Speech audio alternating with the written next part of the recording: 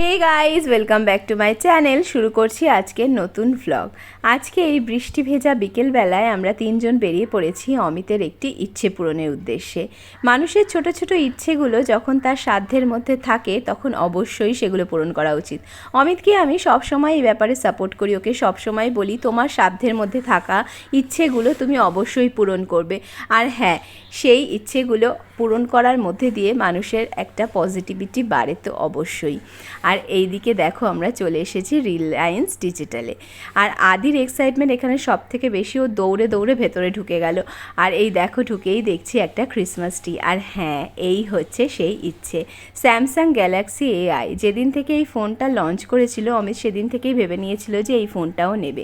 এতদিন সময় আর সুযোগ কোনোটাই হয়নি, তাই ও ফোনটা নিয়ে উঠতে পারেনি। আজকে যখন সময় সুযোগ দুটোই হয়েছে তখন আমি ওকে বলেছি একদম দেরি না করে অবশ্যই তুমি ফোনটা নিয়ে নাও। ও ওদিকে ফোনটা দেখে নিচ্ছিল আর আমরা এদিকে দেখতে এলাম টিভিগুলো। দেখো কি সুন্দর বড় বড় টিভিগুলো, আদি তো দেখে অবাক। আর শুধু তো ফোন নিলে চলবে না, তার সাথে লাগবে ইয়ারপডসও। তাই সেটাও অমিত দেখে নিচ্ছিল, কারণ ইয়ারপডস ছাড়া এই ফোনে একটু প্রবলেম হয়। আর অমিত কি দেখবে, আদিই দেখে নিচ্ছিল, মানে ওই সবটা বুঝে নেবে এরকম একটা ধারণা। যাই হোক, এদিকে ও এয়ারপডসটা দেখছে আর ওদিকে আমি কিছু গেমিং চেয়ার দেখতে পেয়েছিলাম।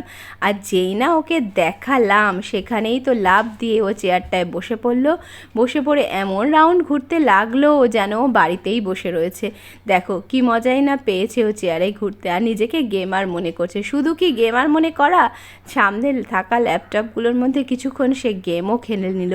কারণ নিজেকে গেমার বলে শুধু ভাবলে তো হবে না, একটু দেখাতেও তো হবে। আর এই দেখো চলে এসেছে গেম খেলতে। আর কি যে করছিল আমি তো কিছুই বুঝে উঠতে পারছিলাম না।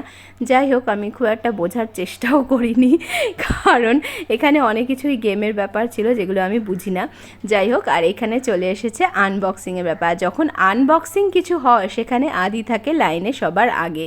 বাড়িতে কোনো অনলাইনের জিনিস বা অফলাইনের জিনিস যাই আসুক না কেন, আনবক্সিং কিন্তু ওই করবে। আর দেখো আমাদের হাত পর্যন্ত দিতে দিচ্ছে না, ও নিজে একাই এটা খুলবে। যাই হোক, ওরও তো একটা জিনিস এটা, তো অবশ্যই ও খুলবে, তাই ওই এটা পুরোটা ওপেন করেছে। আমরা জাস্ট একটু ওকে হেল্প করে দিচ্ছিলাম। আর ওপেন করার মধ্যে দেখো ওর এক্সাইটমেন্টটাই কিন্তু বোঝা যাচ্ছে যে কতটা এক্সাইটেড। আর হ্যাঁ, এই হচ্ছে সেই ফোন, অমিতের স্বপ্ন, অমিতের ইচ্ছে। আর এটা পেয়ে অমিত যে কী খুশি সেটা বলেই বোঝানো যাবে না, কারণ ওর খুশিটা আমি ওর চোখে দেখেছি। আর হ্যাঁ, ফোনটা কেনা হয়ে গেল আর এবার আমরা এসেছি বিলিংয়ে। চলো দেখা হবে আবার নেক্সট ভ্লগে। সবাই সুস্থ থেকো, ভালো থেকো, টাটা।